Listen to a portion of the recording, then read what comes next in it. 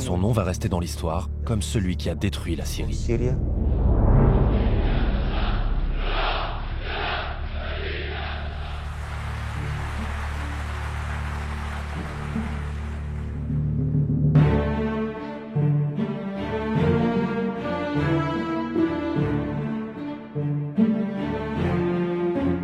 Tout le monde l'aimait, les infirmières aussi. Bachar est un garçon particulier. Il n'est pas très sûr de lui. C'est un introverti. Total.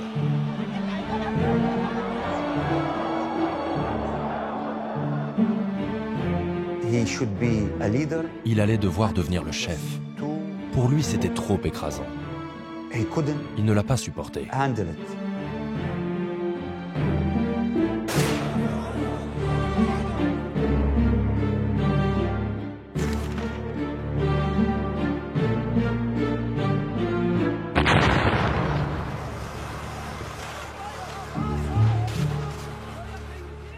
Nous avons été surpris de le voir capable de faire tuer des gens.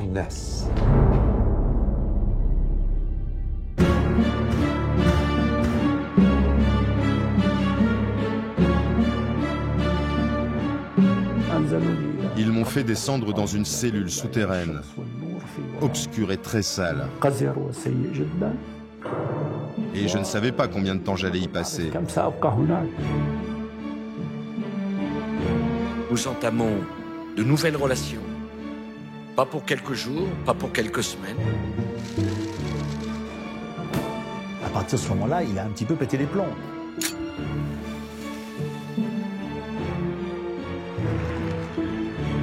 Syria is very secure country. Not bulletproof. الشعب السوري شعب مسالم وولود.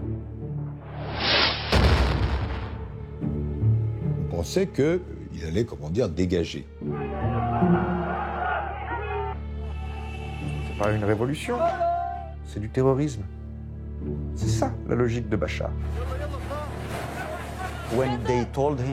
Quand on lui parle du nombre de morts qui ne cesse de croître, il s'en fiche. Il dort sur ses deux oreilles.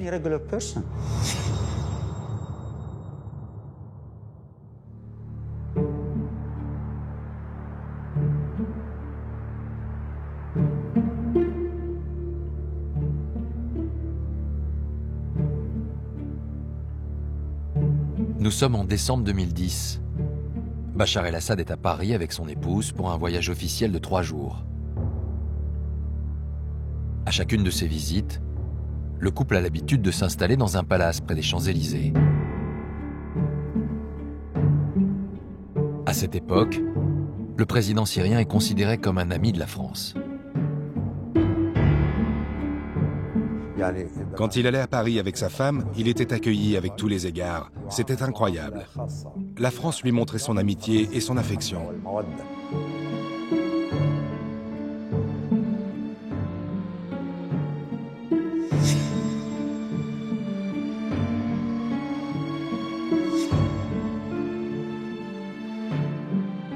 Dans la matinée, Bachar el-Assad quitte à pied son hôtel avec ses gardes du corps et quelques collaborateurs. Il a rendez-vous à 300 mètres de là avec le président de la République, Nicolas Sarkozy, au palais de l'Élysée. Les relations avec la France étaient alors sur une très bonne voie. M. Sarkozy a joué un rôle essentiel dans ce rapprochement.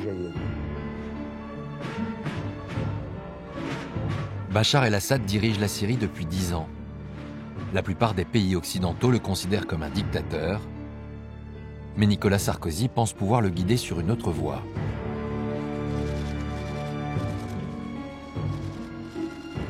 Le calcul des conseillers diplomatiques de Nicolas Sarkozy à l'époque, c'est de dire le Satan américain a une telle image aujourd'hui au Proche-Orient qu'il y a donc une place à prendre. Et comme la nature a horreur du vide, prenons-la.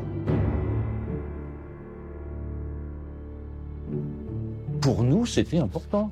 Notre devoir, c'est de sortir la Syrie de toutes ces pratiques qui sont condamnables pour la conduire vers un chemin qui va à quelque chose de mieux. le président syrien n'a pas hésité à accepter l'invitation. Ce rapprochement avec la France devrait l'aider à atténuer son image de dictateur. Du côté de Bachar el-Assad, c'est absolument capital, parce qu'il a besoin d'une espèce de reconnaissance internationale et que la France lui offre. Pour Bachar el-Assad, c'était une sorte d'aboutissement dans cette recherche qui était de vivre et d'être perçu, d'être accueilli comme des chefs d'État ou de gouvernement ordinaires. C'est déjà la 5e rencontre entre les deux présidents. Nicolas Sarkozy croit alors que son homologue syrien est un partenaire sur lequel il peut compter. Le président était globalement très satisfait de la façon dont les choses évoluaient. Bachar commençait à tracer les lignes d'un nouveau fonctionnement de l'État, avec une nouvelle constitution, avec de nouvelles lois garantissant des libertés toutes nouvelles en matière de presse, de droit d'association, etc. Pour souligner cette proximité entre les deux présidents, Nicolas Sarkozy et Carla Bruni ont convié Bachar el-Assad et son épouse à un déjeuner en petit comité. Le souvenir que j'ai de la conversation, c'est qu'elle avait été assez badine. C'était vraiment une conversation de couple à couple.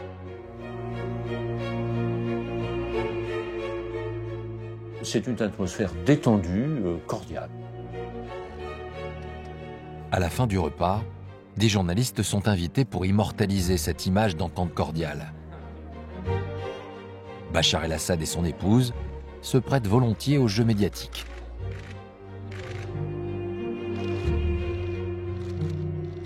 Ils sont manifestement heureux d'être là. Je pense que ce jour-là, on ne peut pas ne pas être convaincu de leur bonne foi. C'est pourtant la dernière fois que Bachar el-Assad montrera ce visage rassurant. Car en cette fin d'année 2010, le vent de l'histoire va tourner.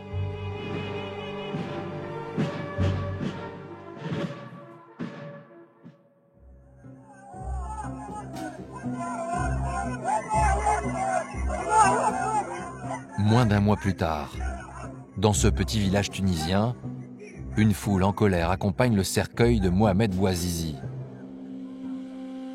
Ce jeune vendeur ambulant s'est immolé par le feu pour protester contre le harcèlement policier.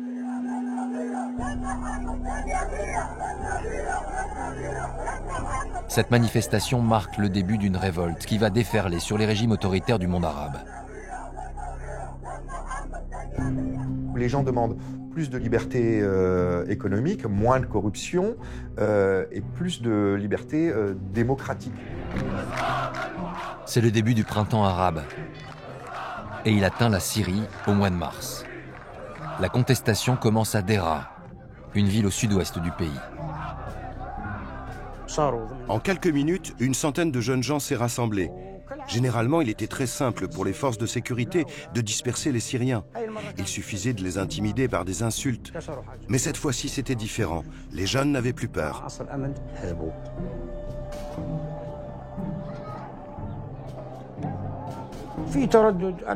On hésitait, nous, l'ancienne génération. On avait peur car on connaissait bien la cruauté de ce régime. Mais les jeunes, avec leur enthousiasme, ont avancé vers les forces de sécurité.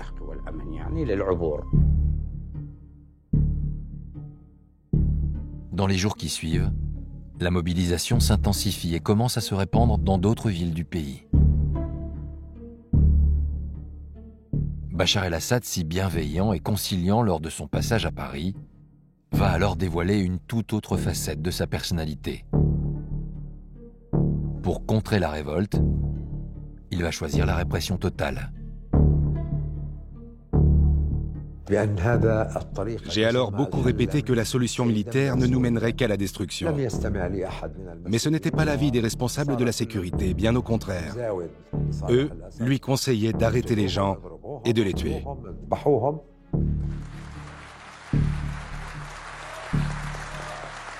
Le 30 mars, Bachar el-Assad menace ses opposants en direct à la télévision depuis le Parlement syrien. والمؤامرة كبيرة ونحن لا نسعى لمعارك. الشعب السوري شعب مسالم وودود ولكننا لم نتردد يوما في الدفاع عن قضايانا ومصالحنا ومبادئنا وإذا فرضت علينا المعركة اليوم فأهلا وسهلا بها. C'était un discours de raidissement, de fermeture, ça n'avait pas de sens. Donc je crois qu'il y a des pressions ou un environnement de pouvoir qui se sont exercés pour le faire changer d'avis.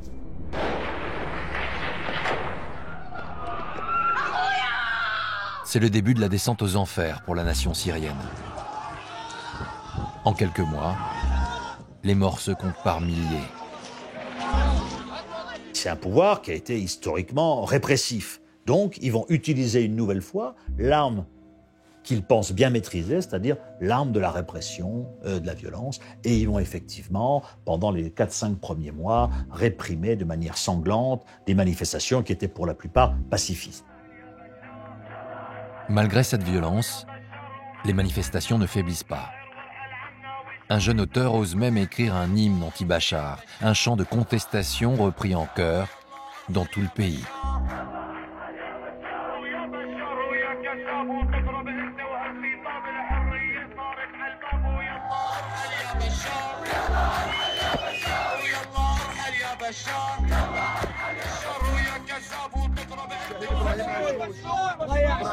Quelques jours plus tard, l'auteur du texte est retrouvé assassiné. Le jeune chanteur a été torturé et ses cordes vocales arrachées. Une image insoutenable. Que veut le régime syrien? Pour faire comprendre au peuple qu'il n'a aucune limite dans l'atrocité lorsque son pouvoir est contesté. Nous avons été surpris de voir Bachar el-Assad avec un visage que nous ne lui connaissions pas. Nous avons été surpris de le voir capable de faire tuer des gens.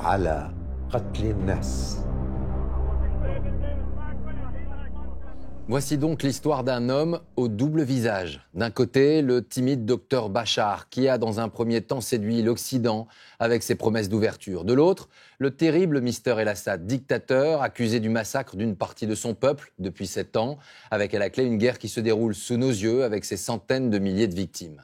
Voici également l'une des premières clés qui éclaire peut-être la psychologie de Bachar el-Assad. Jusqu'à ses 30 ans, celui-ci n'a jamais imaginé faire de la politique, encore moins devenir président. Au contraire, il a tout fait pour échapper aux intrigues politiques de la dictature syrienne fondée par son père. En 1993, il était bien loin de Damas. Il était médecin au cœur de l'Europe, à Londres.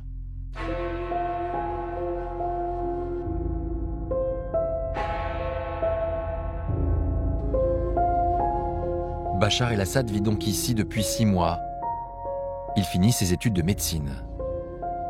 Il a 29 ans et il est interne en ophtalmologie dans une clinique réputée.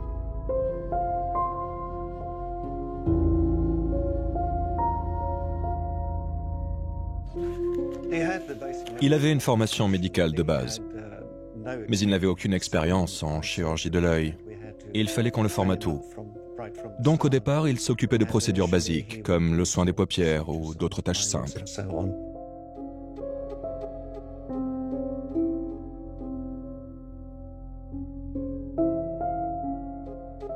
C'était un très bon étudiant parce qu'il était très discipliné, concentré sur son travail. Il donnait l'impression d'aimer ce qu'il faisait et qu'il allait réussir.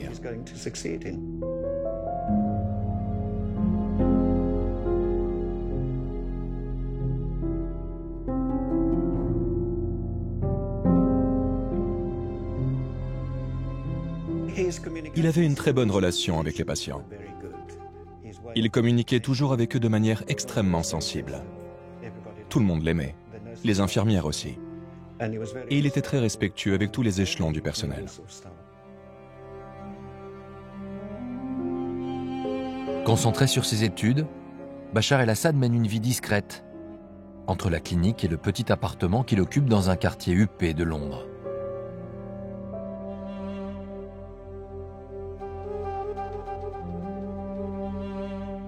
Il semble tout faire pour qu'on oublie qu'il est le fils d'un des hommes les plus craints de la planète. Hafez el-Assad, dictateur, qui dirige la Syrie d'une main de fer depuis plus de 20 ans.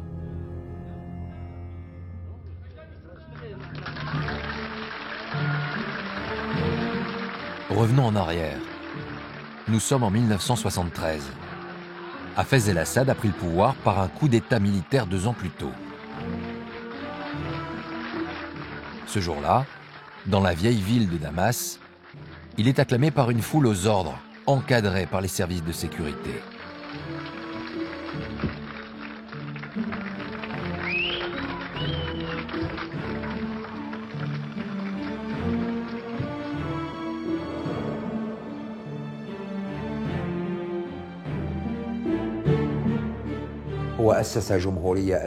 Il avait fondé un régime qu'il contrôlait entièrement.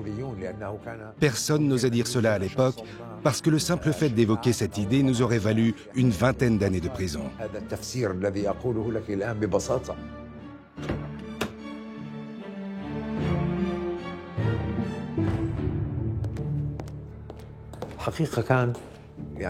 Nous avions peur, même moi qui étais proche de lui. Quand les gens parlaient de politique ou citaient le nom de Hafez el-Assad, il baissait la voix.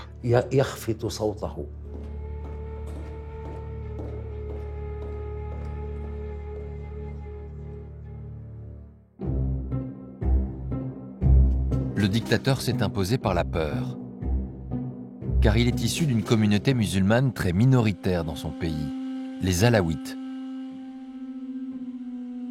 Un peuple des montagnes, dominé pendant des siècles par les sunnites, la branche majoritaire de l'islam, qui compose 70% de la population syrienne.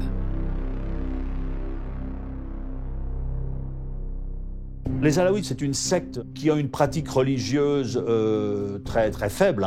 Quand vous vous promenez dans les rues de Latakia, dans le pays alaouite, vous voyez, les jeunes filles sont en mini-jupe, il n'y a pas de voile, etc. Donc ce sont des gens qui sont très laïques et donc qui ont été rapidement en opposition avec la doctrine sunnite. Pour tenir le pays, Hafez el-Assad fonctionne en chef de clan. Il a placé des Alaouites au poste clé du régime, ainsi que des membres de sa famille. Hafez a 5 enfants et il compte sur son fils aîné Bassel pour prendre sa succession.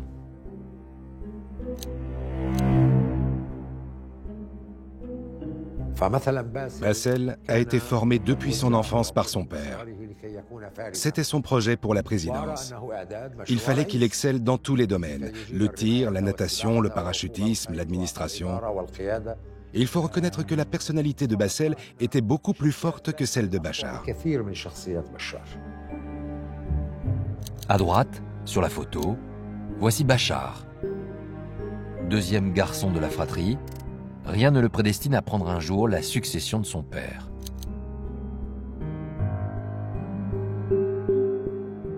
Bachar est un garçon particulier. Il n'est pas très doué à l'école, alors qu'il est travailleur.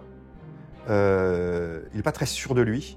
C'est un introverti total. Pour le dire les choses les plus simplement du monde, c'est un gros timide. Bachar el-Assad, dans la famille, se sent un petit peu isolé. Il est un peu le mal-aimé parce qu'il est écrasé par la personnalité de sa sœur aînée Bouchra, qui est une forte femme, et il est aussi écrasé par son frère aîné Bassel, qui est un type sanguin et qui est fougueux.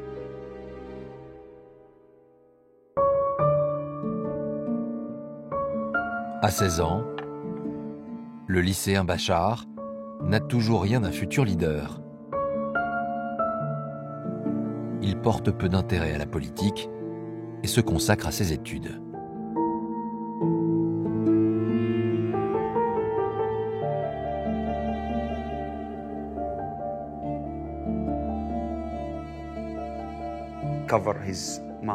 Il se cachait la bouche avec sa main quand il parlait. Il ne regardait pas dans les yeux. Il était plutôt avachi, courbé. Il n'avait pas l'allure d'un personnage officiel. Il était très banal. Un lycéen banal, mais qui ne peut pas échapper aux violences qui ensanglantent déjà son pays.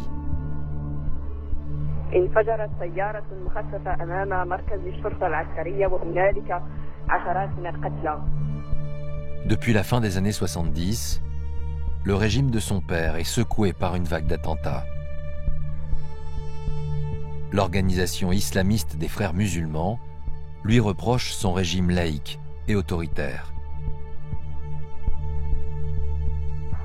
Assad échappe à plusieurs tentatives d'assassinat et il va apporter une réponse sanglante à cette menace. En 1982, lorsque les Frères musulmans tentent d'organiser une insurrection armée dans la ville d'Hama, Hafez el-Assad choisit la solution la plus radicale. Il envoie ses troupes raser la ville. Le bilan, entre 20 et 30 000 victimes, dont une majorité de civils. Les Frères musulmans ont été mis au tapis par la garde d'élite, la garde républicaine que dirigeait le frère de Hafez el-Assad, l'oncle de Bachar, Rifat el-Assad.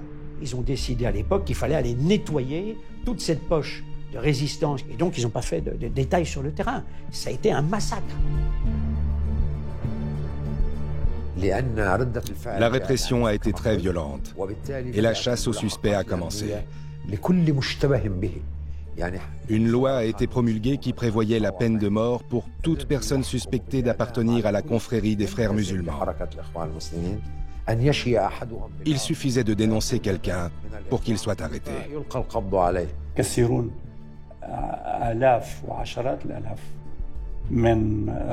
Des dizaines de milliers de jeunes gens, au penchant patriotique ou progressiste, étaient jetés en prison, aux côtés des militants du courant islamiste radical. Toute critique et toute organisation était interdite.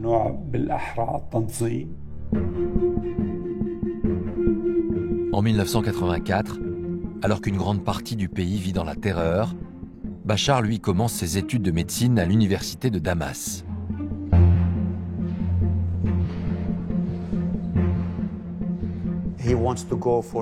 Lui aspire à une vie tranquille. Il choisit l'ophtalmologie, qui est une spécialité où il n'y a pas d'urgence, sauf dans des cas exceptionnels. Il peut dormir chez lui, prendre des vacances et vivre une vie normale. C'est son objectif. Bachar a beau cultiver la discrétion, impossible pour lui d'oublier qu'il est le fils d'un dictateur.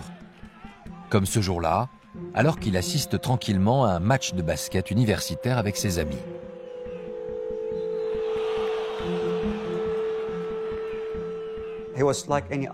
Il était comme n'importe quel spectateur en train de regarder le match et les joueurs. Personne ne l'avait reconnu. Jusqu'à ce qu'un incident ne survienne. Un responsable d'une organisation étudiante a voulu le pousser pour avancer plus près du terrain.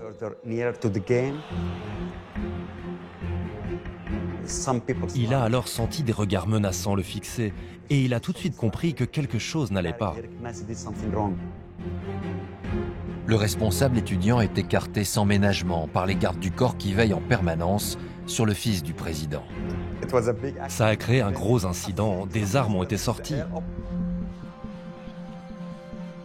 Bachar el-Assad ne semble pas apprécier ce statut si particulier. Il va alors trouver une solution en allant poursuivre ses études à l'étranger.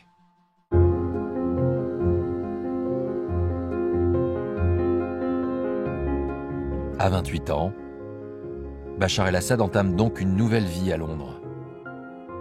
Interne en ophtalmologie, le jeune homme renfermé semble enfin s'épanouir.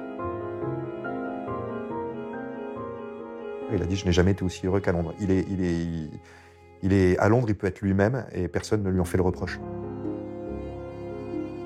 C'est également à Londres qu'il va rencontrer la femme de sa vie.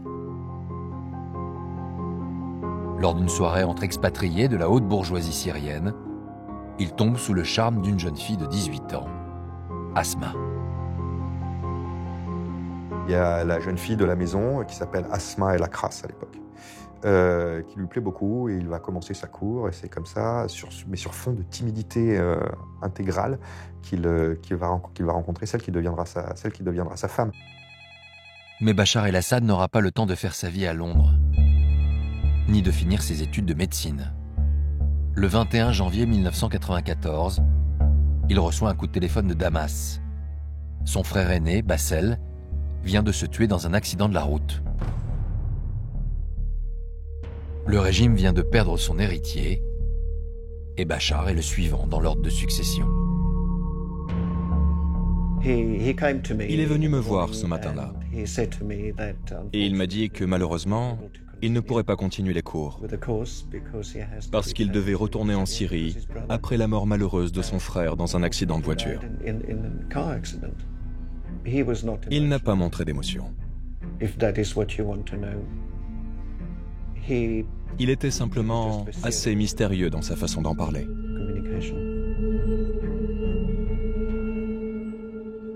C'est le drame intime de Bachar, c'est qu'il est passé du stade d'ophtalmologue en devenir au stade de dictateur en devenir, d'un coup.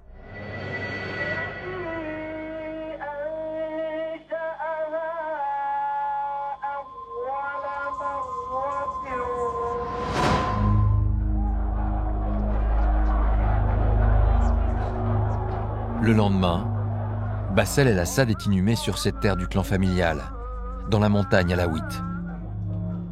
Son père, Hafez, a voulu pour lui des obsèques dignes de celles d'un chef d'État.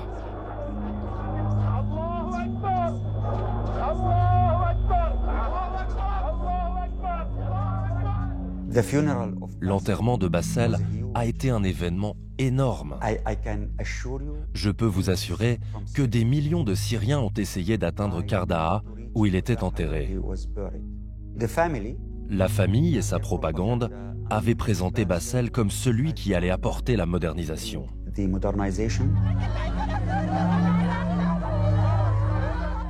Tout le monde pleurait. Et c'était sincère parce que les gens l'aimaient. Aux côtés de son père, Bachar el-Assad fait sa première apparition publique ce jour-là. Le peuple syrien ne le connaît pas. C'est pourtant lui, désormais, le nouvel héritier du pouvoir.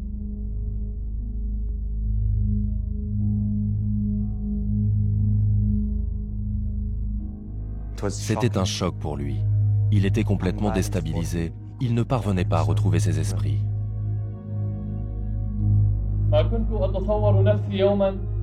أني سأقف هذا الموقف الجلد وقد رحل عن دنيانا أخي باسل أذكرك مخلصا لعملك وفيا لوطنك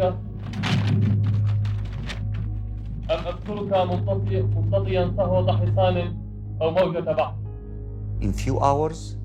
En quelques heures, il est devenu le centre de l'attention. Il allait devoir devenir le chef. Pour lui, c'était trop écrasant. Il ne l'a pas supporté. D'autant qu'il va devoir rapidement enfiler son nouveau costume de futur président. Pour son père, le temps presse. Hafez el-Assad est atteint d'un cancer et il lui faut imposer au plus vite ce nouveau successeur. Son père immédiatement lui dit « Tu dois prendre tel et tel dossier et venir travailler avec moi ».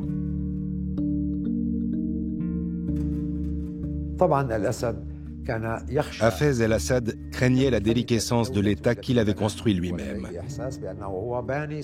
Je sentais bien qu'il ne retrouvait pas chez Bachar ce qu'il voyait chez Bassel. Mais que faire? Il devait le préparer. Et là, Bachar coince. Le premier cercle de Bachar, le cercle familial, ce qu'ils en disent, c'est que pour la première fois de sa vie, Bachar a dit non à son père. Mais Hafez el-Assad ne lui laisse pas le choix. Il doit rapidement convaincre les hauts dignitaires du régime de la légitimité de son nouvel héritier, et Bachar est loin d'avoir le profil idéal. Un grand nombre d'officiels haut placés le voyaient comme un jeune non qualifié, trop gâté, qui n'avait pas été éduqué pour cette haute fonction et qui ne connaissait pas la complexité de la vie politique syrienne. Au départ, il ne le prenait pas au sérieux. Son père a immédiatement pris la décision de lui faire refaire son service militaire pour être accepté des ténors du parti et des grands généraux. Une semaine après avoir quitté Londres et renoncé à sa carrière de médecin, Bachar el-Assad se retrouve donc en uniforme dans une académie militaire pour une formation accélérée. La formation militaire, c'est pour apparaître comme étant un digne successeur de son père, qui lui était un vrai militaire.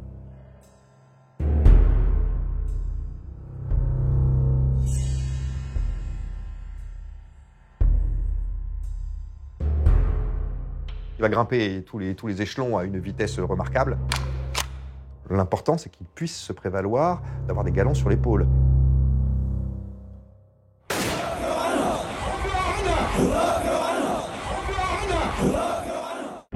En novembre 1994, Bachar el-Assad est promu au grade de capitaine lors d'une cérémonie abondamment relayée par les médias syriens.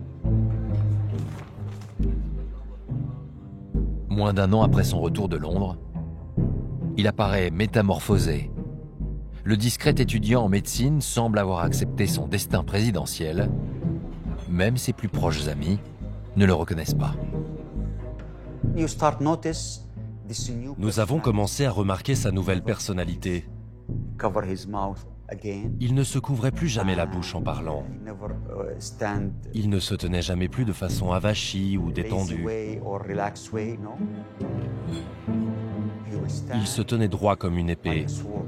Quand il vous parlait, il vous regardait droit dans les yeux et bien au fond des yeux. Maintenant, on savait qu'on avait en face de nous un personnage officiel et qu'il se préparait à occuper bientôt les plus hautes fonctions.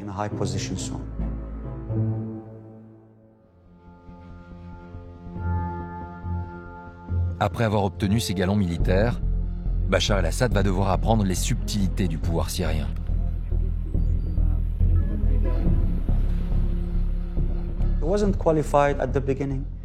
Au début, il n'était pas qualifié pour ce travail. Cette fonction, président de la Syrie, c'est très complexe. Il y a chez nous 19 sectes et groupes religieux. C'est très difficile de diriger ce pays. Pour cela, il lui faudra contrôler, comme son père, les différentes composantes du régime.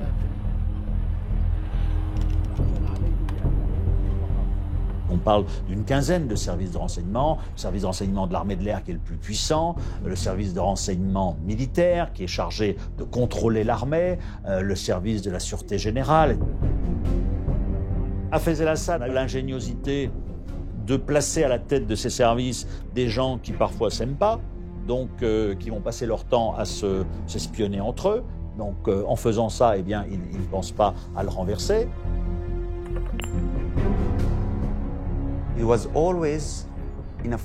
Il se battait en permanence contre le temps pour acquérir plus de connaissances, parfaire ses réseaux et être au niveau. Le deal, c'était: tu atteins le niveau suffisant pour gagner le respect de ton père et devenir président. Il n'allait pas risquer de voir la lignée s'éteindre avec lui, et il ne lui lèguerait le pouvoir que s'il était vraiment prêt et qu'il faisait le nécessaire pour l'être.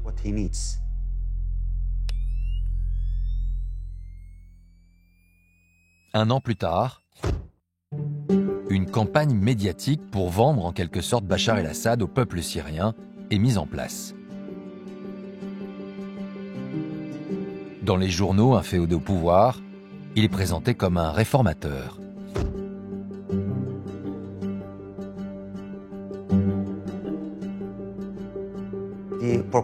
La propagande a commencé et ils ont désigné Bachar comme étant l'espoir. La campagne de communication était basée sur deux piliers, la modernisation et l'anticorruption. L'objectif n'est pas d'imposer Bachar el-Assad par la force, mais d'en faire le candidat idéal. Alors, pour maintenir l'illusion démocratique, Hafez el-Assad ne présente jamais officiellement son fils comme son successeur.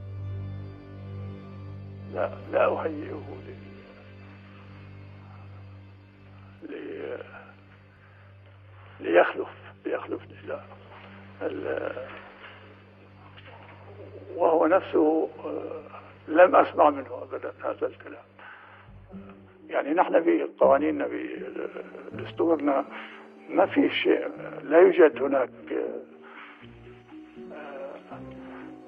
يعني أن القرابة تعطي حق الخلافة ما في عندنا هيك نظام الشيء. Bien sûr qu'il sait qu'il va mettre Bachar à sa place, mais les Syriens comptent, le peuple syrien compte. C'est d'ailleurs, il l'adoube en quelque sorte, mais il l'adoube intelligemment en laissant croire aux Syriens qu'ils peuvent encore avoir le choix de ne pas l'adouber, ce qui n'est évidemment pas le cas. En 1999, Hafez el-Assad est très affaibli par la maladie. Mais avant d'installer son fils au pouvoir, il doit le faire connaître sur la scène internationale. Pour cela, Hafez décide de se tourner vers la France. Les deux pays ont un long passé commun. Pendant 25 ans, la Syrie était un protectorat français, avant d'obtenir son indépendance en 1946. Dans les grands pays occidentaux et dans les grands pays développés, la France est le seul pays qui a des relations historiques avec la Syrie. La relation avec la Syrie est une relation importante, tout simplement parce que la Syrie est une clé de l'ensemble du Proche-Orient. Et c'est naturellement un pays où il faut être. Ce jour-là, Hafez el-Assad s'entretient donc avec le président Jacques Chirac et il lui demande de parrainer son fils. Jacques Chirac le confesse dans ses mémoires, où il dit en fait, Hafez el-Assad me dit, tu dois considérer Bachar comme ton fils, et donc prends-le sous ton aile et fais-en un président qui soit digne de me succéder, quoi. Jacques Chirac comprend tout de suite l'intérêt qu'il y a à dire à Hafez el-Assad, tu es malade, je vais m'occuper de ton fils et je lui ouvrirai la porte des diplomaties occidentales.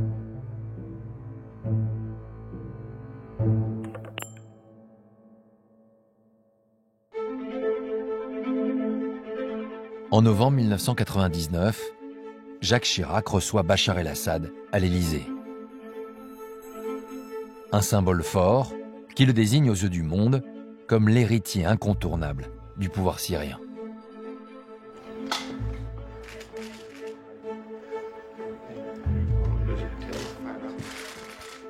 On sait que son père aussi lui a confié des dossiers avec des entreprises françaises. Alcatel remportera un contrat sur la sécurisation des communications de la garde présidentielle.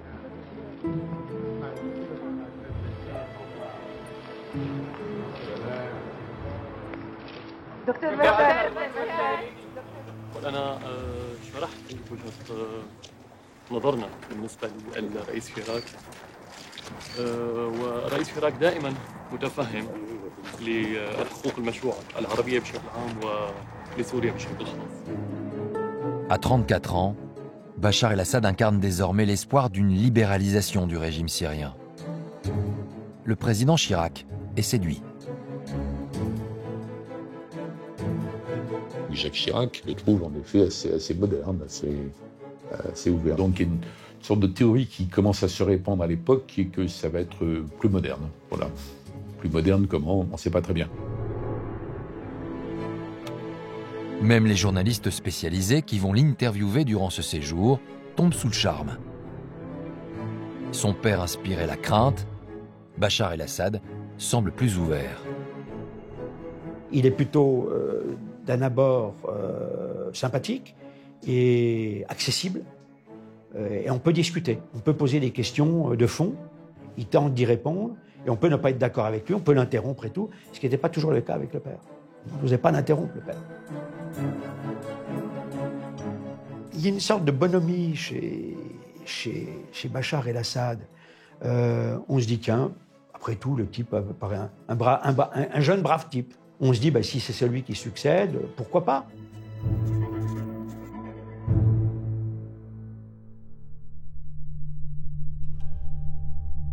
Six mois plus tard, Hafez el-Assad s'éteint à l'âge de 69 ans. Immédiatement, sa garde rapprochée met à l'abri son héritier. Cette vacance du pouvoir pourrait engendrer un coup d'État. Bachar el-Assad ne fait toujours pas l'unanimité au sein du clan.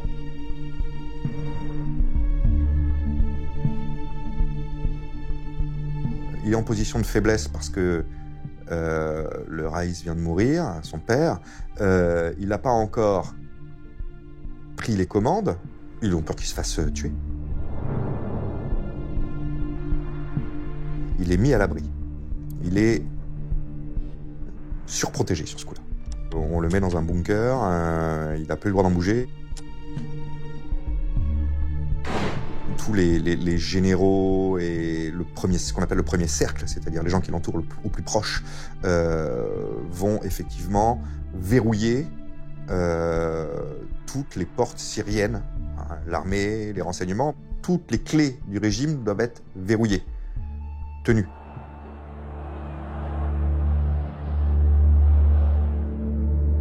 Dès lors, les obsèques du président syrien vont servir à promouvoir son héritier. Dans les cortèges, on ne distingue pas seulement des portraits du défunt. La figure de Bachar el-Assad est également brandie au premier plan.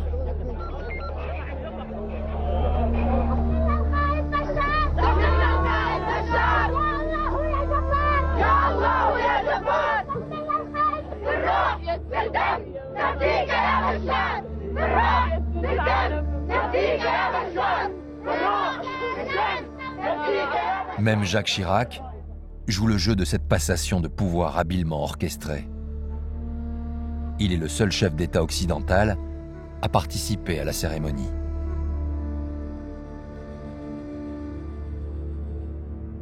Il y va non pas pour rendre hommage à Hafez el-Assad, mais il y va pour adouber le jeune président inexpérimenté Bachar el-Assad.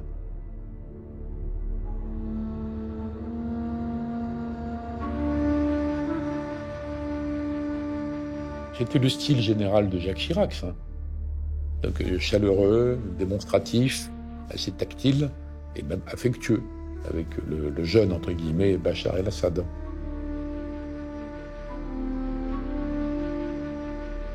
Il partageait une sorte d'espérance qu'ont partagé beaucoup de Syriens, d'ailleurs, au début.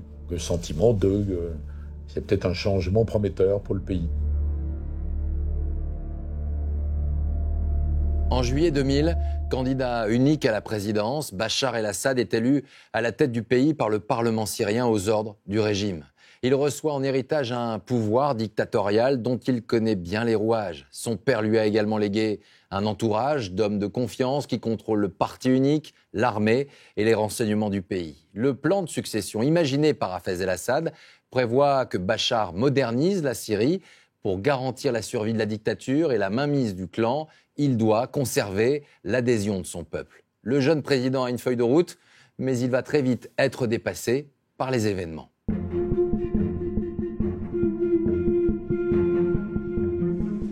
Ce jour-là, Bachar el-Assad doit faire devant le Parlement son premier grand discours en tant que chef de l'État. Les députés nommés par le régime lui sont tous acquis. Ce sont eux qui l'ont désigné comme candidat unique à la présidence.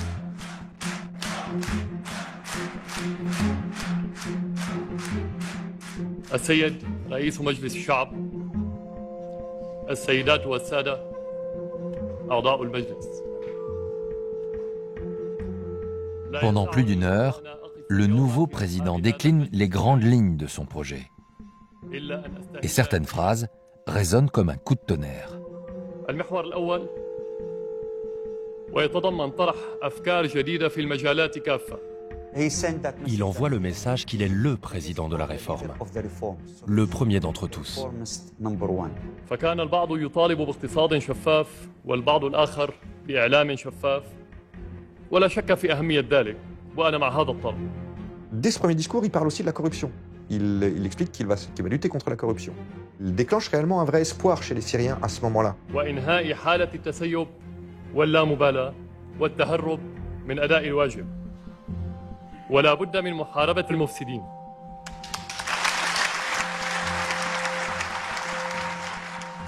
فالإنسان الذي أصبح رئيساً سيبقى هو نفسه الطبيب والضابط وقبل كل شيء المواطن. والسلام عليكم ورحمة الله وبركاته.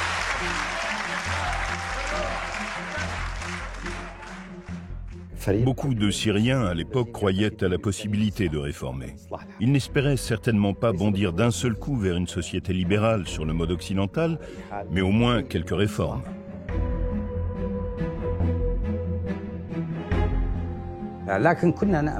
On espérait que cet homme, qui n'avait pas grandi dans la montagne, en paysan affamé comme son père, serait plus civilisé, loin de la barbarie, loin du système d'arrestation arbitraire. On a pensé qu'il allait apporter de la modernité.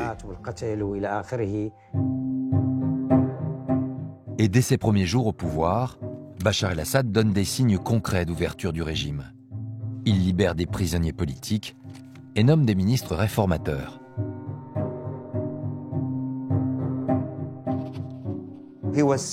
Il était sincère et sérieux parce que le monde entier était en train de changer. Nous étions dans l'ère post-soviétique et dans la révolution post-industrielle avec les nouvelles technologies. Donc il savait que cette vague allait traverser la Syrie et avec elle, tôt ou tard, la vague démocratique. Bachar sait qu'il n'a pas le choix, qu'il doit aller dans le sens de l'histoire pour conserver le pouvoir. Alors il va même recevoir au palais ses propres adversaires politiques, comme l'intellectuel Aref Dalila, farouche opposant au régime de son père. Il a évoqué sa volonté de réformer et a demandé ce qu'on pouvait faire. Ces réformes avaient, paraît-il, besoin de l'aide de toutes les grandes personnalités de l'opposition.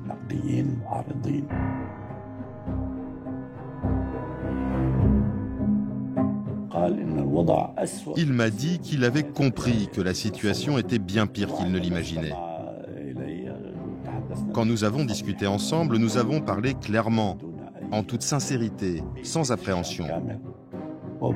Nous étions en parfaite harmonie, d'accord sur tout, ce qui laissait croire que la Syrie prenait effectivement une nouvelle direction.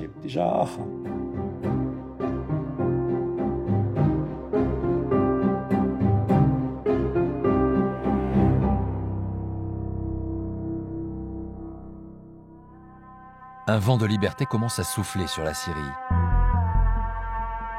Une période que l'on appellera bientôt le printemps de Damas. Pour la première fois dans l'histoire du pays, la parole se libère. Des journaux d'opposition voient le jour. Certains publient même des caricatures se moquant des militaires ou des services de renseignement.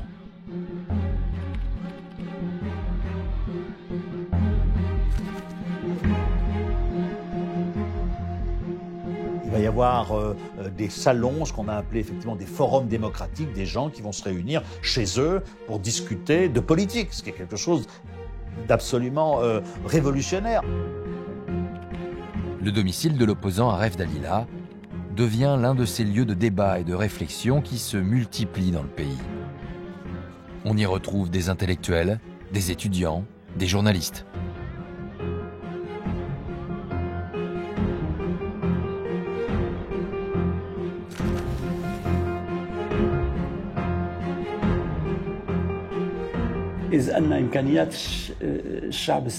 Les potentiels de la jeunesse et des intellectuels syriens ont été captifs pendant des dizaines d'années. Et comme le génie sort d'une lampe, ils sont sortis pour s'exprimer en toute liberté. Mais début 2002, le printemps de Damas prend une tournure que Bachar el-Assad n'avait pas prévue. Aref Dalila et 9 autres opposants publient un manifeste qui demande clairement la fin de la dictature. Nous avons appelé à la liberté, à l'état de droit, à l'élimination de l'autoritarisme sécuritaire, à la fin de la corruption et à l'arrestation de ceux qui sont à la tête de cette corruption. Directement visée par ces attaques, la vieille garde du régime fait alors pression sur le président.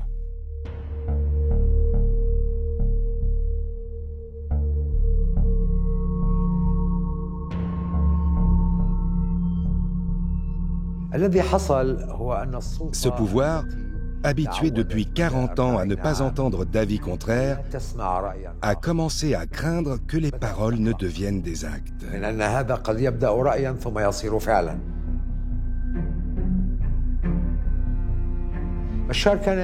Bachar aurait voulu que ça continue, je le savais.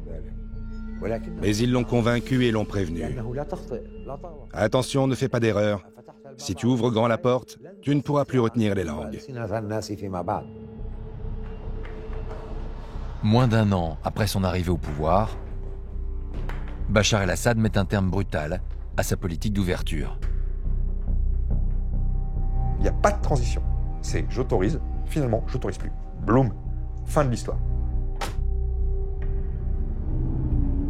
Et c'est un coup derrière la tête, coup de bambou énorme pour tous les intellectuels et la société civile syrienne. Sur ordre du président, les services de sécurité passent à l'action. Les 10 intellectuels qui avaient appelé à la fin de la dictature sont arrêtés. Parmi eux, Aref Dalila. Je dormais encore et on a frappé fortement à la porte en criant « Sécurité de l'État, ouvrez !»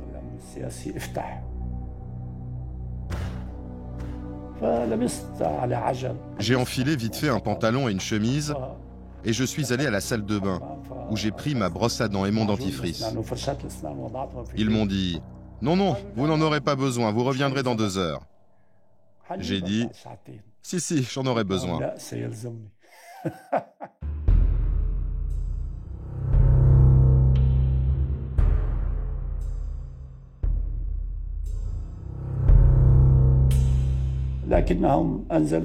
Ils m'ont fait descendre dans une cellule souterraine, obscure et très sale.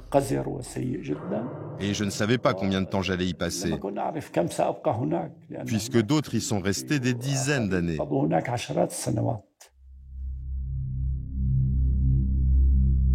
Après 10 mois de prison, Aref Dalila est jugé par un tribunal militaire. Lui et les autres signataires du manifeste sont condamnés pour atteinte à la sûreté de l'État.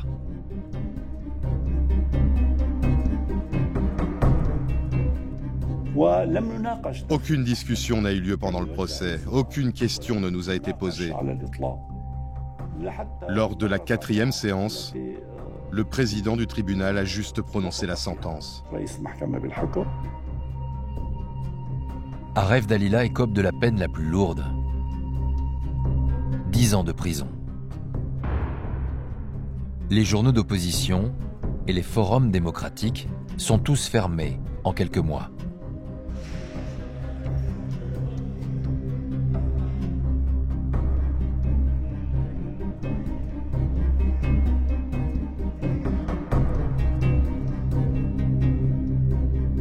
Parallèlement, Bachar el-Assad va pourtant continuer à jouer les présidents réformateurs. Une condition obligatoire pour garder le soutien de ses partenaires occidentaux, et particulièrement celui de la France.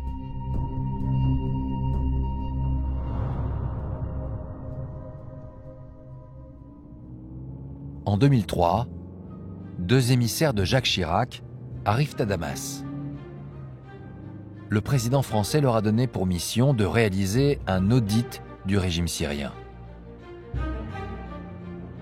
Il nous a dit « Je voudrais aider certains dirigeants du Moyen-Orient, dont Bachar. J'ai des conversations avec lui et Bachar souhaite faire une vraie réforme administrative. On comprend que Chirac l'avait également poussé dans ce sens, se posant en tuteur ou parrain d'un jeune dirigeant dont il nous a dit par ailleurs qu'il éprouvait envers lui quand même une certaine méfiance. » Bachar el-Assad leur ouvre toutes les portes. Les 2 hauts fonctionnaires français enquêtent pendant 2 semaines sur le fonctionnement de l'État syrien. Ils rencontrent chaque ministre, puis établissent un rapport proposant des réformes drastiques. C'est un rapport sévère dans le diagnostic. Nous montrons que l'administration ne fonctionne pas du tout, que les ministères eux-mêmes ne fonctionnent pas du tout. Nous avons indiqué que l'administration devait être honnête et que le système ne permettait pas de garantir cela. Ce rapport pointe notamment le rôle des services de renseignement qui contrôlent tous les ministères.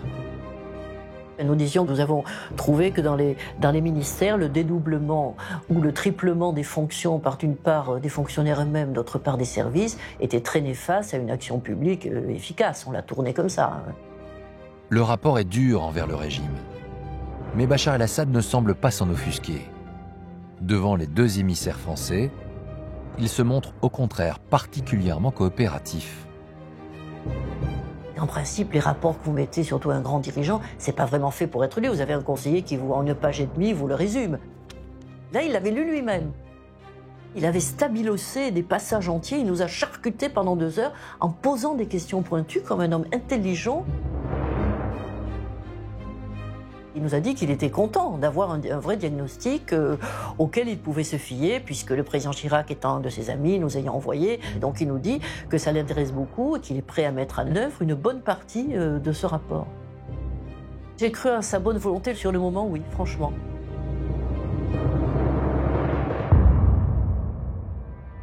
Le leader syrien semble accepter toutes les réformes préconisées par la France.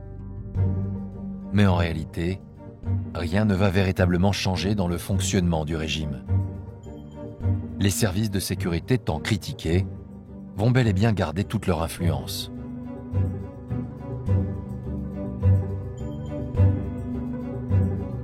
Des réformes, certaines seront appliquées, mais elles buteront toujours quand même sur l'obstacle, ces forces obscures du régime que sont les services de sécurité qui vont lui mettre des bâtons dans les roues. Et en gros, donc, on libéralise l'économie. En revanche, pas de libéralisation politique.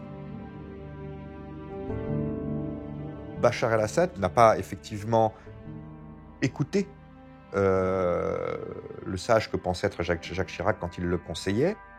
Il est en train de reprendre son pays de façon assez sévère. Pour Jacques Chirac, il est absolument indispensable de faire quelque chose. Jacques Chirac est extrêmement déçu. Il a compris que Bachar el-Assad n'est pas le réformateur tant espéré. Il décide alors d'agir pour affaiblir le régime syrien. Et il y a un dossier sur lequel il peut intervenir, celui du Liban, le pays voisin que les troupes syriennes occupent depuis maintenant 20 ans. Les hauts dignitaires syriens tirent de gros profits de cette occupation grâce à un réseau de corruption et de blanchiment bâti sous le règne d'Hafez el-Assad. Jacques Chirac, avec l'appui des États-Unis et de l'ONU, exige le retrait des troupes syriennes du Liban. Mais Bachar el-Assad n'a pas l'intention de se laisser dicter sa conduite. À Beyrouth, la capitale du Liban, la tension va monter d'un cran.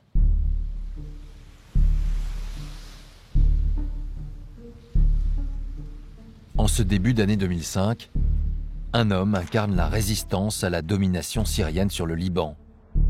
L'ancien Premier ministre, Rafik Hariri, un allié de la France.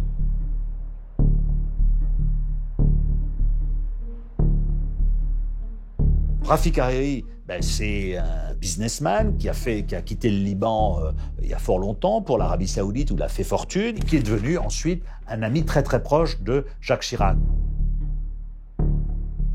Et donc pour Rafik Hariri, ce qui comptait, c'était que les troupes syriennes partent du Liban. L'homme d'affaires vit alors sous haute protection. Les mois précédents, plusieurs opposants à l'occupation syrienne ont été assassinés. Bachar el-Assad l'aurait même menacé personnellement lors d'une rencontre quelques mois plus tôt. La rencontre a été extrêmement brutale, il y aurait même eu des menaces, etc. Et donc lorsque Rafik Hariri revient de cette visite à Damas, ses amis libanais lui disent « Mets-toi au vert parce que ta sécurité est en danger ». Ce jour-là, Rafik Hariri a rendez-vous au Parlement libanais. Peu avant 13h, il quitte un café du centre-ville avec un imposant service de sécurité.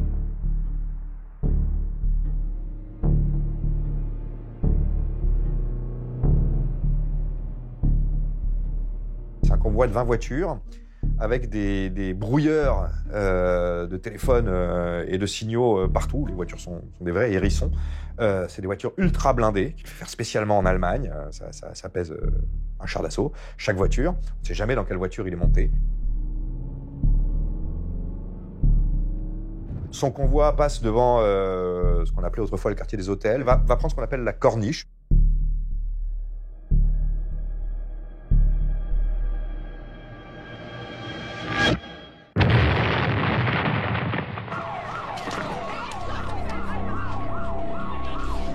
Une camionnette piégée vient d'exploser au passage de son convoi. Rafik Hariri est mort sur le coup. La charge d'1 tonne d'explosifs a soufflé une partie du quartier, faisant 20 morts et plus de 100 blessés.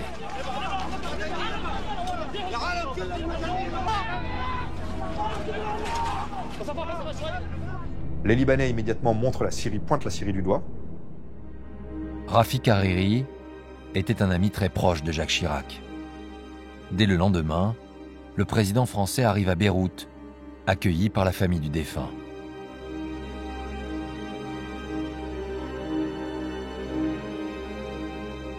Jacques Chirac il est meurtri, parce qu'il a perdu son frère, presque, il a perdu son conseiller. Jacques Chirac est meurtri et surtout très en colère contre Bachar el-Assad. Il est persuadé que c'est lui le commanditaire de cet attentat.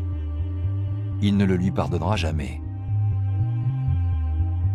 Jacques Chirac a des soupçons que l'on peut comprendre, même si rien ne pouvait être précisément et juridiquement établi. Il coupe les ponts et son amitié pour Rafik Hariri l'emporte sur l'analyse politique qu'il avait faite de la Syrie au début de son mandat. Donc c'est le moment de la rupture, et pour Jacques Chirac, d'une rupture sans appel.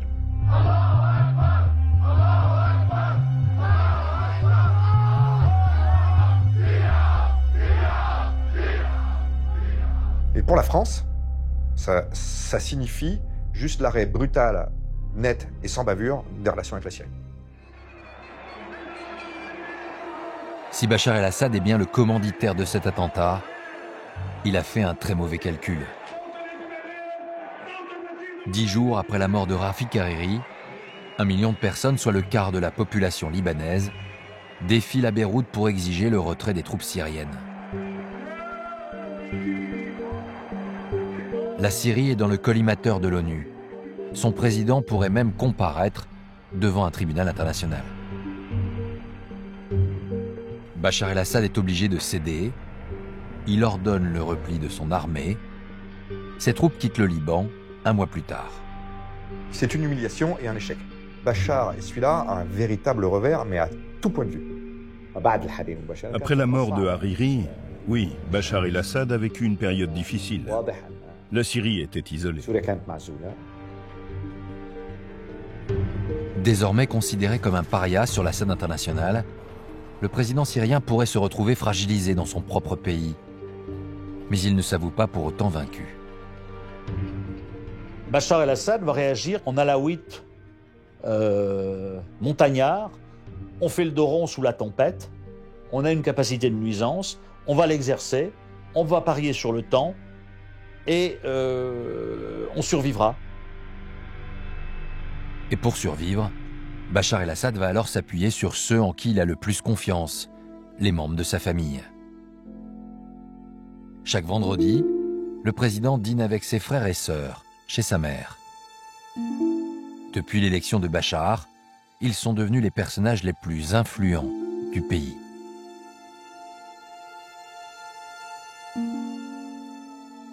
Maher, son frère cadet, qui est le patron de la 4e division, c'est l'unité blindée qui est chargée de la garde de Damas. C'est un personnage violent qui a, par exemple, tiré sur son beau-frère dans les années 1998.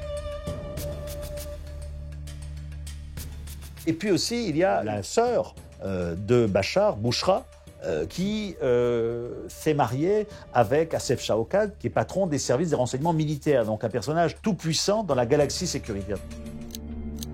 Ensemble, ils vont aider Bachar el-Assad à éliminer tous ses ennemis potentiels.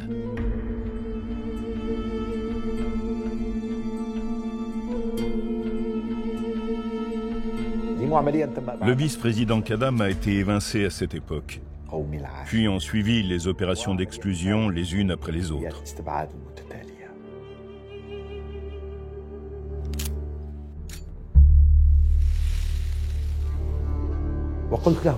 Les agents de la police secrète se permettaient de questionner un employé qui arrivait en retard au travail. C'était terrible. Il y avait des jours où ils étaient capables d'arrêter 200 personnes d'un même ministère.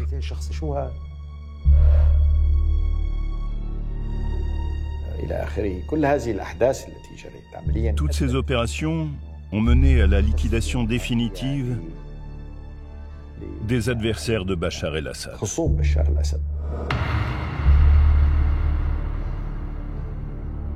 2 ans après la crise libanaise, aidé par son clan, Bachar el-Assad est devenu un dictateur aussi craint que son père.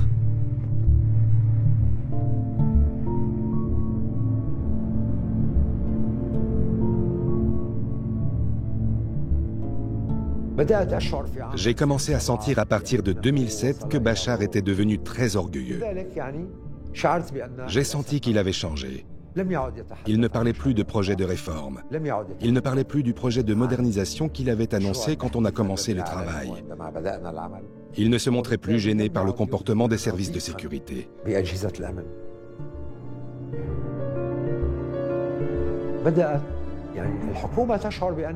Même le gouvernement se sentait pris en otage. Les services de sécurité gouvernaient. Les gens n'en pouvaient plus.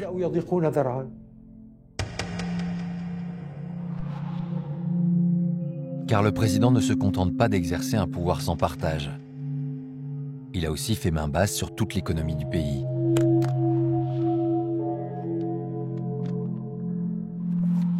Au cours des années 2000, Rami Makhlouf, un cousin de Bachar el-Assad, est devenu l'homme le plus riche de Syrie. Téléphonie, BTP, il contrôle les principaux secteurs de l'économie et il redistribue les bénéfices à l'ensemble du clan Assad.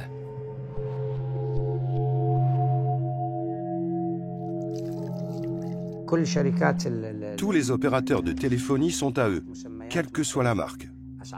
Du coup, les prix des téléphones portables et des abonnements sont plus chers que dans les pays voisins.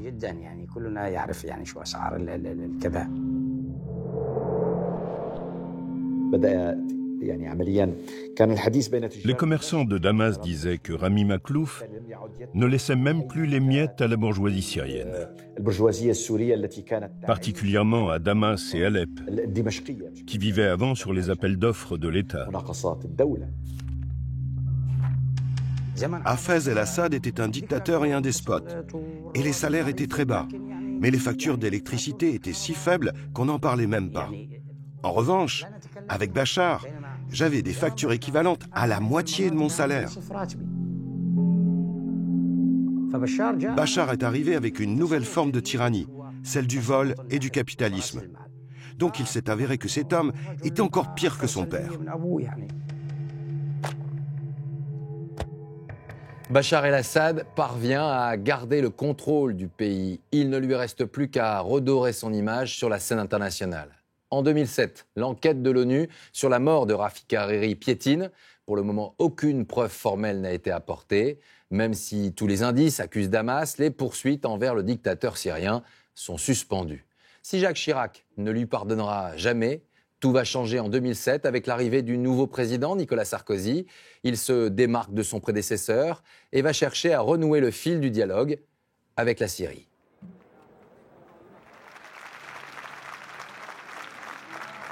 Pour Bachar el-Assad, l'arrivée de Nicolas Sarkozy à l'Élysée est une opportunité à saisir.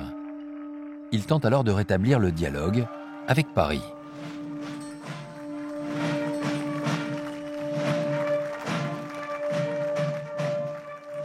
Peu après l'arrivée de Nicolas Sarkozy à l'Élysée, nous avons été contactés par le ministre des Affaires étrangères de Bachar el-Assad qui proposait que nous retrouvions des liens entre nous. Nicolas Sarkozy voit lui aussi une occasion de s'illustrer sur la scène internationale en prenant le contre-pied de son prédécesseur. La France est une grande puissance et la France a une parole particulière dans cette région du monde. Et puisque la Syrie lui tend la main en lui disant « on veut revenir dans le concert des nations », c'est le devoir de notre diplomatie que de dire « chiche, on va essayer ». Nicolas Sarkozy part d'un principe qui était réaliste, c'est de dire, bon, soit on a la preuve que Bachar el-Assad a ordonné l'assassinat de Rafik Hariri et on condamne, etc. Si on n'a pas la preuve, on ne peut pas continuer de marginaliser la Syrie.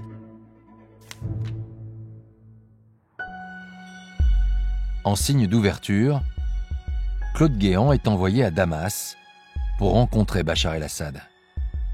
Après des années de tension entre la France et la Syrie, il ne sait pas encore quel accueil va lui être réservé.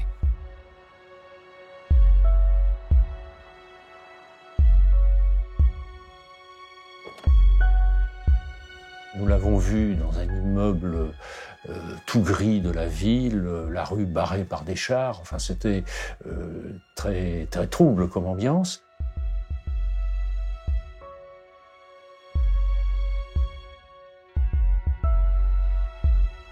Ce que je remarque ce jour-là, c'est que c'est un personnage qui est très rigide dans sa façon d'être, dans sa façon de parler. Il ne veut pas donner le sentiment qu'il cède. C'est quelque chose, me semble-t-il, très important dans sa psychologie. Les premiers propos de Bachar el-Assad sont quand même encourageants. Il confirme sa volonté de renouer avec le reste du monde. Il promet de libéraliser son régime, de faire des avancées vers davantage de liberté pour la presse, pour l'expression des gens. L'entrevue s'est bien déroulée, mais en sortant de la pièce, Claude Guéant se rend compte que le président syrien cherche à lui faire passer un dernier message.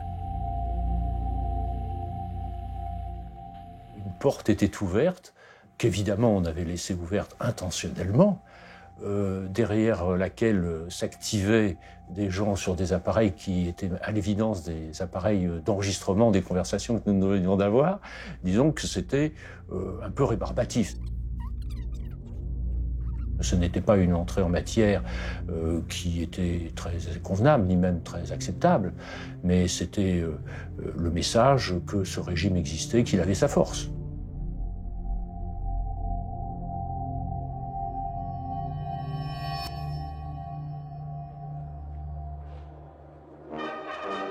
Malgré cette tension, Nicolas Sarkozy joue le jeu du rapprochement. En 2008, il invite Bachar el-Assad à Paris pendant les festivités du 14 juillet.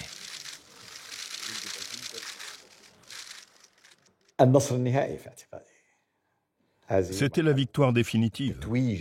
Le couronnement et l'absolution de Bachar el-Assad par les mains de l'Occident. Vous avez bien compris que nous entamons de nouvelles relations, pas pour quelques jours, pas pour quelques semaines, des relations structurelles, stratégiques. Tout de suite, Nicolas Sarkozy a fixé la règle du jeu. Il a quand même pris la Syrie et Bachar avec des pincettes, si je puis dire. Je n'ai jamais oublié la consigne du président Sarkozy. S'il déraille, on le remet dans les ténèbres.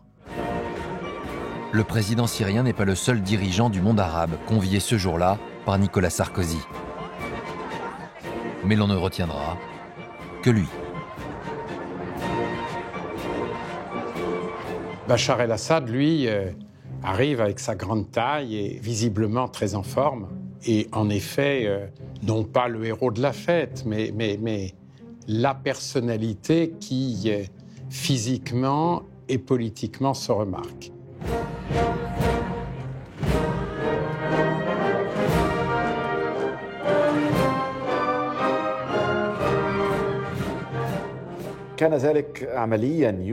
Pour nous, c'était la preuve qui confirme que tous les discours de l'Occident sur la corruption, les valeurs et les droits de l'homme ne sont qu'une imposture. Et qu'en vérité, les Occidentaux sont juste des gens pragmatiques qui défendent leurs intérêts.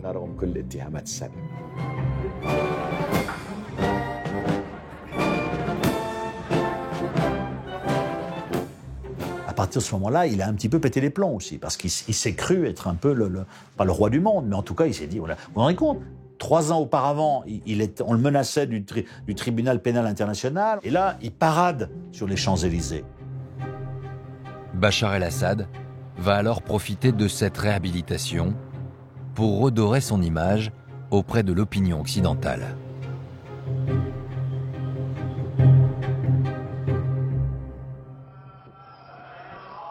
Quelques mois plus tard, il reçoit à Damas une équipe de télévision française. Le président syrien est devenu un expert du jeu médiatique.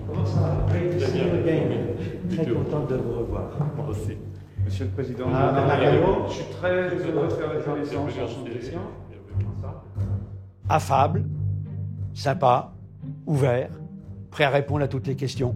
Un certain nombre de pays occidentaux vous considèrent aujourd'hui plutôt comme un conservateur, défenseur d'un système autoritaire. Alors j'ai envie de vous poser une question toute bête. Qui est le vrai Bachar el-Assad? Le réformateur ou le conservateur? This is a very important question, and it's always about the terms. You can be reformative, and you can be conservative reformative.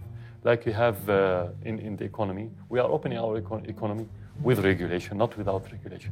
So that's how I see it. Conservative, reformative. J'ai l'impression quand même qu'il a acquis des mécanismes de réponse. Il a l'habitude, il connaît le métier. Il sait ce qu'il faut répondre à telle ou telle question qu'il considérera comme un peu dure ou difficile, insidieuse. Et donc, il est devenu un professionnel. Je dirais pas du mensonge, mais globalement, je pense qu'il était là pour montrer que peut-être on peut voir la Syrie autrement. En gage de modernité, et pour montrer que tout va bien dans son pays, Bachar el-Assad embarque les journalistes dans sa propre voiture et il les invite au théâtre.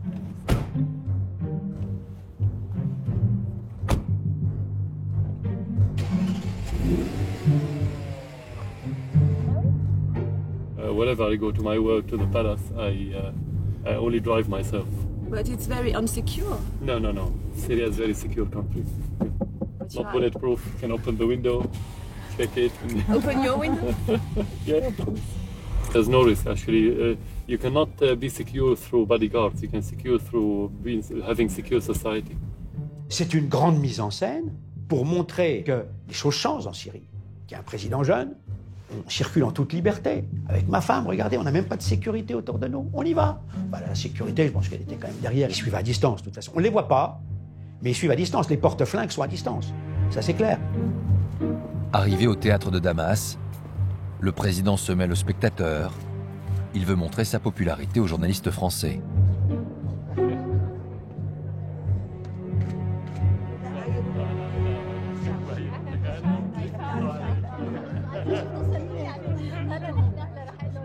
Tout le monde se mêlait, venait vers nous, nous parlait. Ah, Bachar, je l'ai connu plus jeune, il était brillant, c'était un type bien et tout. Naturellement, on venait nous asséner des vérités bien calculées.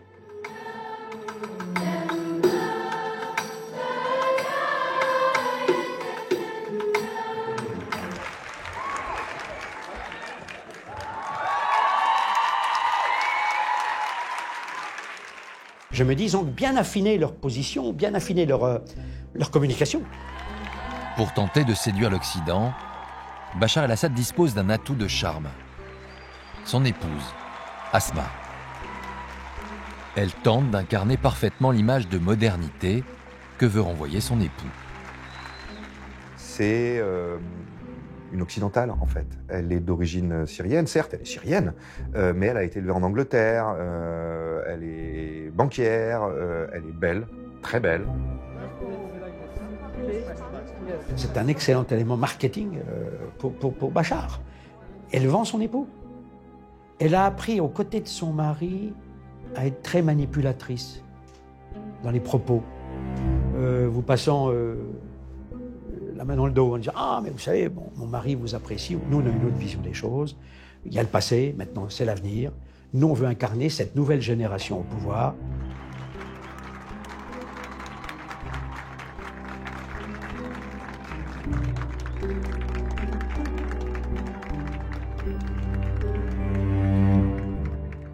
Trois ans à peine après avoir été banni de la scène internationale, Bachar el-Assad est de nouveau accueilli à bras ouverts en Occident.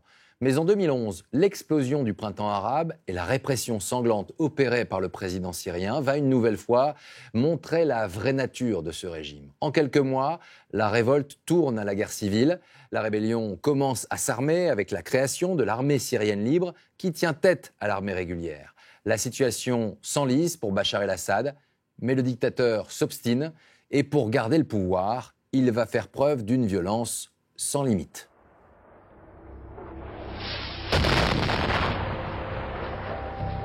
En février 2012, L'armée de Bachar el-Assad bombarde massivement Homs, la troisième ville de Syrie. Depuis quelques mois, la cité est devenue l'épicentre de l'insurrection. L'armée syrienne libre occupe alors plusieurs quartiers de la ville. Des centaines de civils sont tués. C'est l'offensive la plus sanglante depuis le début du conflit. Ébahi, on a découvert que Bachar el-Assad était un assassin de masse, alors qu'on pensait que c'était juste un dictateur. Un mois plus tard, le dictateur apparaît dans l'un des quartiers repris à la rébellion. Peu importe le nombre de morts, Bachar el-Assad se montre prêt à tout pour rester à la tête du pays.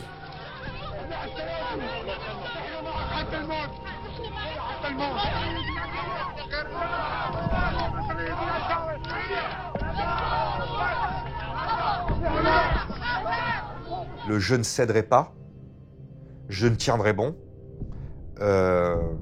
cette espèce d'aveuglement assassin, on a fait une marque de fabrique et une marque de sa propre personnalité.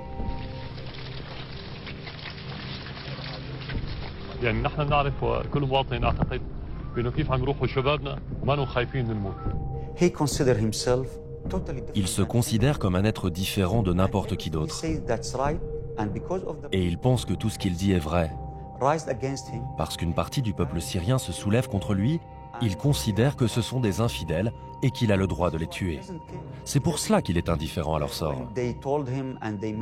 Quand on lui parle du nombre de morts qui ne cesse de croître, il s'en fiche. Il dort sur ses deux oreilles.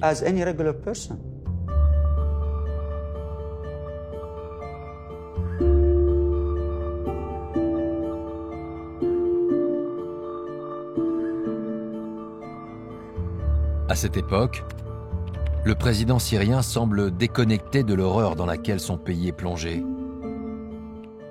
Lorsqu'il échange par mail avec son épouse, il ironise sur les revendications de ses opposants.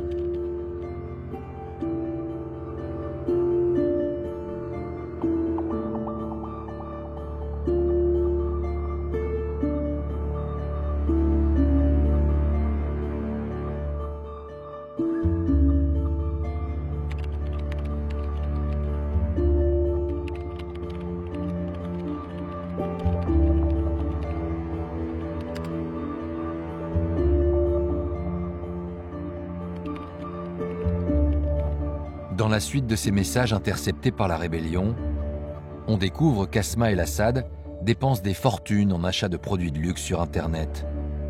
Malgré les milliers de morts, le couple présidentiel continue à vivre comme si de rien n'était. Ça décrit son caractère que Asma el-Assad continue de se faire fournir par Vuitton, Louboutin et autres très jolies marques de luxe françaises et étrangères, chaussures et vêtements divers. Évidemment, c'est choquant. Mais aux yeux du monde, Bachar el-Assad ne peut plus faire illusion. Et au sein de la communauté internationale, certaines puissances commencent à envisager une intervention militaire pour le renverser. Au départ, nous pensions, quand je dis nous, c'est pas simplement les Français, les Américains, même les Russes, on pensait que il allait, dégager. En 2012, François Hollande est élu président. L'un des premiers actes du nouvel occupant de l'Élysée sera d'envoyer des armes à l'opposition syrienne.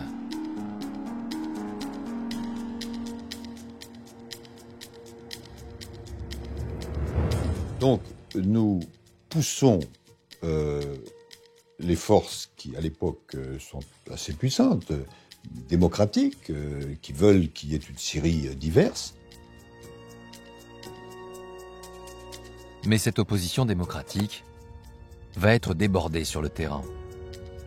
Car une nouvelle force vient d'entrer en jeu dans la guerre syrienne, les milices islamistes. Des groupes paramilitaires opposés depuis toujours au clan alaouite de Bachar el-Assad et qui recrutent au sein de la population sunnite du pays. Il y avait des opposants islamistes qui voulaient prendre leur revanche sur un pouvoir qui les avait réprimés.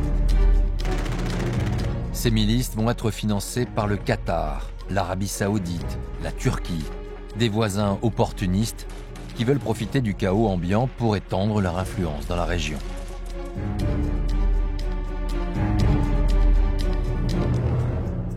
Rapidement, l'argent et les armes sont allés justement aux islamistes. La Syrie devient le rendez-vous du djihad international.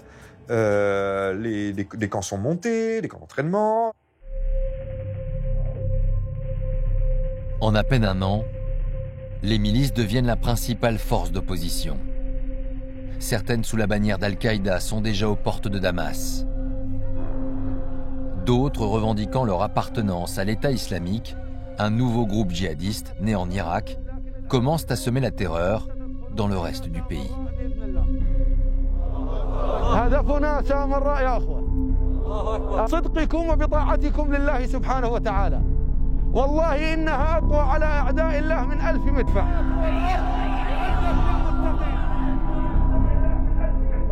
Une menace grandissante que Bachar el-Assad va savoir utiliser à son profit.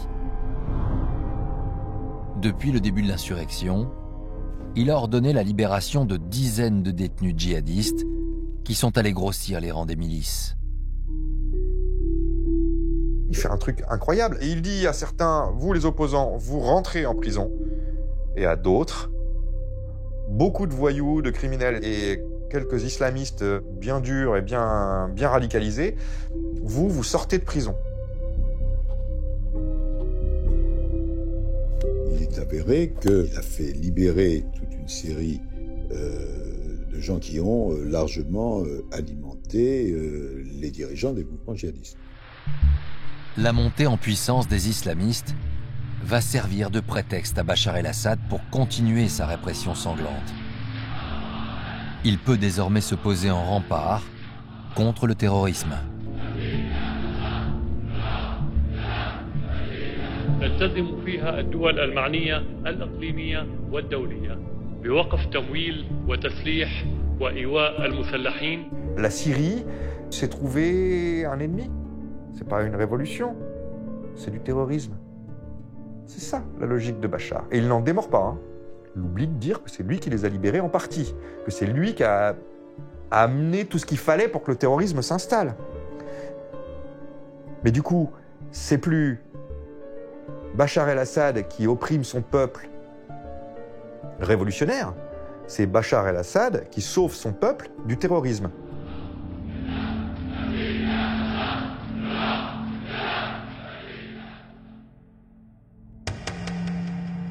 À Paris, personne n'est dupe. Sous couvert de lutte contre le terrorisme, c'est bien l'opposition démocratique syrienne que Bachar el-Assad est en train d'anéantir. François Hollande et son état-major préparent alors une intervention militaire contre le président syrien. La France agirait au sein d'une coalition menée par les Américains. Nous préparons les plans, les Américains, les Britanniques, les Français et tel pays arabe. Qui est-ce qui va faire ça? Qui est-ce qui va attaquer de telle ou telle manière, etc.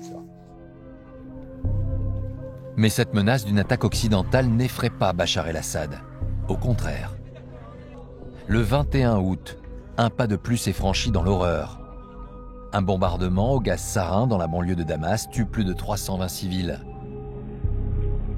L'utilisation d'armes chimiques était une limite à ne pas franchir, fixée par la communauté internationale, et notamment par le président américain Barack Obama. Les investigations rapides établissent que c'est indiscutablement le régime de Damas. Du même coup, nous avons préparé un certain nombre de choses, mais les plans se précisent. Et les plans, c'est quoi? C'est les plans d'une attaque contre Bachar, non pas personnellement, individuellement, mais pour lui faire comprendre qu'il ne peut pas recommencer en matière d'armes chimiques et qu'il doit absolument négocier. Les forces de la coalition sont sur le point d'intervenir en Syrie. Mais le président Hollande reçoit un coup de téléphone de la Maison-Blanche qui va tout changer. À la fin d'après-midi, Obama appelle François Hollande. J'étais là. Et le président Obama commence par des considérations générales. Et puis, il en vient au fait, et même s'il ne dit pas qu'il a fait volte-face, non, il dit, mais c'est plus compliqué que prévu, et je veux me donner un petit peu de temps, etc. Bon. On comprend très bien qu'en fait, il a renoncé. Évidemment, ça tue l'opération, puisque c'est une opération qui devait être concertée. Il n'était pas question qu'on la fasse tout seul. Obama n'a pas confirmé la frappe, parce qu'il pensait que si le régime s'écroulait, il y aurait peut-être des démocrates quelque temps, mais que finalement il serait balayé par les islamistes. Cette volte-face américaine va permettre à une autre grande puissance de prendre la main. La Russie de Vladimir Poutine. La Russie est un allié indéfectible de la Syrie depuis les années 70. C'est le seul pays, avec l'Iran, qui soutient Bachar el-Assad depuis le début de la guerre civile. M. Poutine est un homme très dur, mais en même temps très intelligent, qui comprend que si Obama n'est pas intervenu alors qu'il en avait pris l'engagement, ça veut dire que les Russes peuvent avancer. Le président russe tente alors un coup de poker diplomatique. Si le principal problème ce sont les armes chimiques, il a peut-être une solution qui ne nécessiterait aucune intervention militaire contre Bachar el-Assad. Vladimir Poutine a carrément pris Bachar el-Assad au collet et lui a dit tu vas liquider ton arsenal chimique et ainsi, voilà, tu vas sortir par le haut. Un mois plus tard, le plan du président russe est présenté à l'ONU. Le président syrien s'est bel et bien engagé à détruire son arsenal chimique. La coalition occidentale, qui a déjà renoncé à l'intervention militaire, n'a d'autre choix que d'accepter. Et les Américains ont compris effectivement qu'ils avaient peut-être intérêt aussi à aller dans ce sens-là.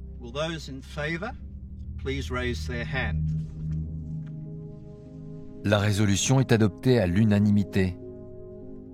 La Russie fait son grand retour sur la scène internationale et Vladimir Poutine s'impose en tant que nouvel arbitre du conflit syrien. Compte tenu du fait que les politiques américaines, françaises et autres ont échoué, en Syrie, les Occidentaux aujourd'hui sont hors jeu. En fait, on n'a plus de carte en main. Ça se passe du côté des Russes, un peu avec les Iraniens. Mais le grand gagnant de cette sortie de crise, c'est Bachar el-Assad. 8 mois plus tard, l'indéboulonnable président syrien entame son 3e mandat.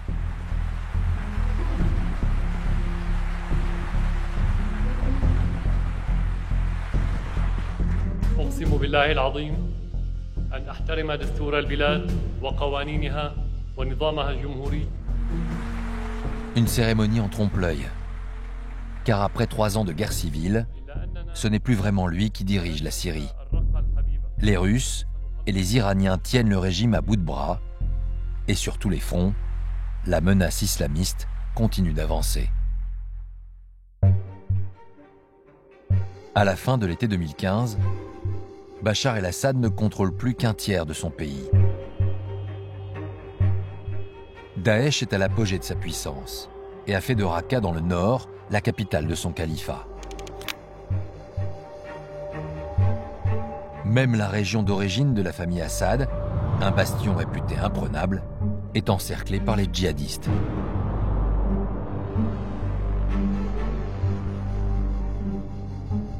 Latakia, la capitale du pays alaouite, là, est menacée très clairement par les rebelles qui sont en haut de la montagne et qui pourraient descendre et là pour faire des carnages. Même Damas est menacé.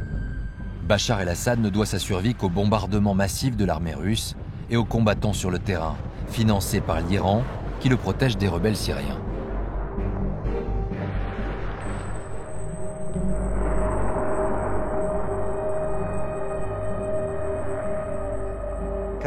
Il ne peut plus exercer son pouvoir, car des forces étrangères beaucoup plus puissantes que lui sont présentes en Syrie. Il ne peut pas non plus profiter de son argent, il a tout perdu. Et son nom va rester dans l'histoire comme celui qui a détruit la Syrie.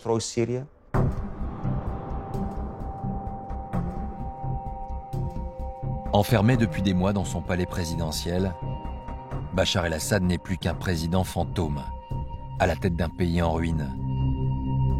Des villes entières ont été rasées. Entre 300 et 400 000 Syriens sont morts et 6 millions de personnes ont pris les chemins de l'exil, soit un quart de la population.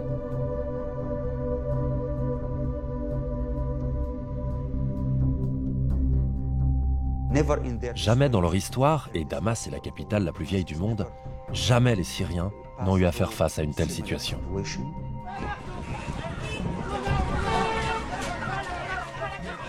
En avril 2017, un nouveau bombardement à l'arme chimique attribué au régime syrien fait au moins 87 morts et des centaines de blessés dans la ville rebelle de Khan Cheikhoun.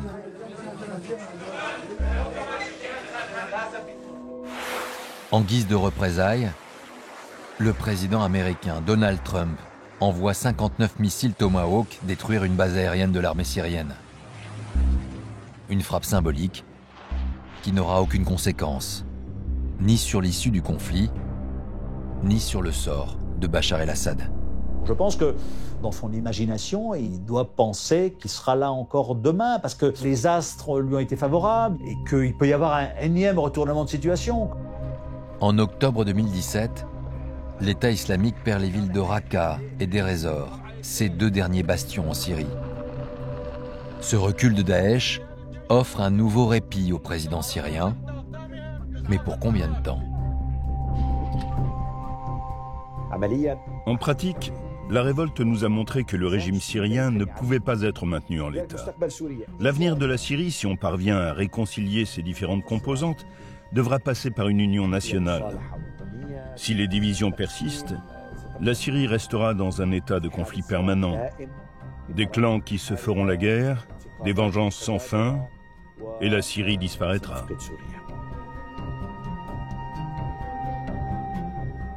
Il y a un moment où la Syrie va devoir grandir ou être enterrée, quoi. C'est aussi simple que ça. On ne sait pas encore, c'est terrible, on est en train de voir en temps réel la gestation d'un futur État ou la mort d'un ancien. On ne sait pas encore, c'est pas encore décidé.